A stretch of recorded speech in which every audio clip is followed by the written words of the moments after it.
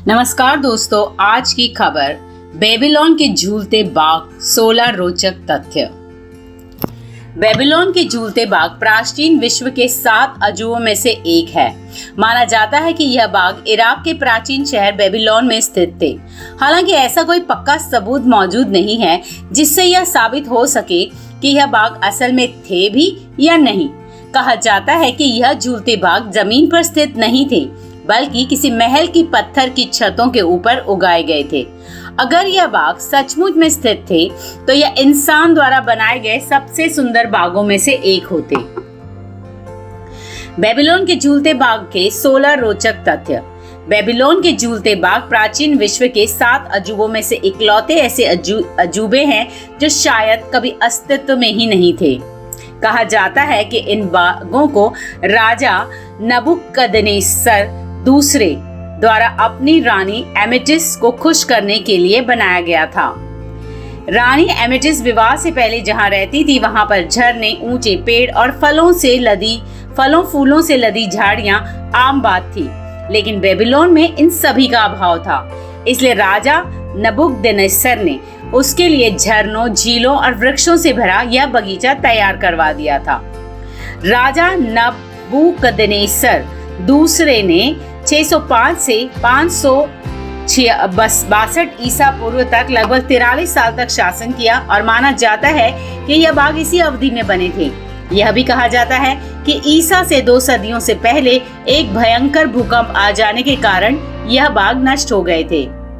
बहुत से प्राचीन ग्रीक और रोमन इतिहासकारों ने इन बागों के बारे में लिखा है कि यह बाग क्यों, कैसे और किसने बनवाए थे, लेकिन उनमें से ज्यादातर के विवरण अलग अलग हैं।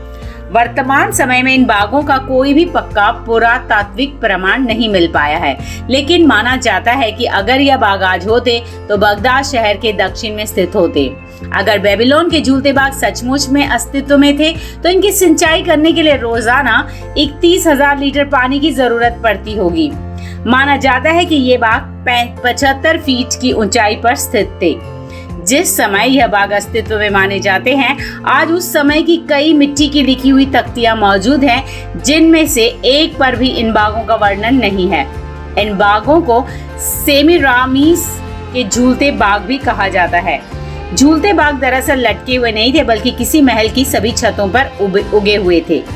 कई इतिहासकारों और पुरातत्वविदों का मानना है कि यह बाग सचमुच अस्तित्व में थे और युद्ध और प्राकृतिक कारणों के कारण यह नष्ट हो गए।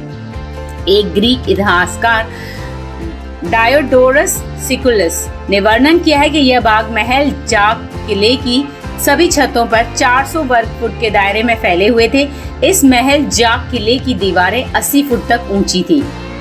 डायोडोरस सिकुलस के वर्णन के आधार पर सन 1899 से लेकर 1917 के बीच एक जर्मन पुरातत्वविद रॉबर्ट कॉल्डवे ने एक ऐसी जगह खोज निकाली जो डायोडोरस के झूलते बागों के विवरण से मिलती जुलती थी। उन्होंने खोजी गई जगहों के फर्श पर 3 बड़े बड़े सूखे कुंड खोजे।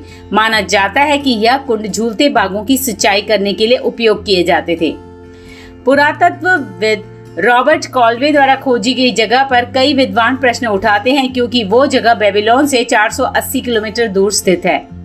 नई खोजों से पता चला है कि ऐसे बाग सचमुच में अस्तित्व में हो सकते थे, क्योंकि उस समय ऐसे बाग बनाना कोई मुश्किल काम नहीं था।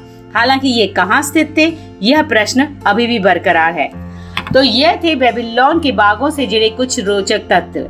ऐसे अन्य रोचक जानकारी लेके हम फिर से हाजिर होंगे। आप हमारे चैनल को सब्सक्राइब कीजिए और इस वीडियो को लाइक कीजिए, और हाँ, अपने कमेंट्स शेयर करना न भूलें।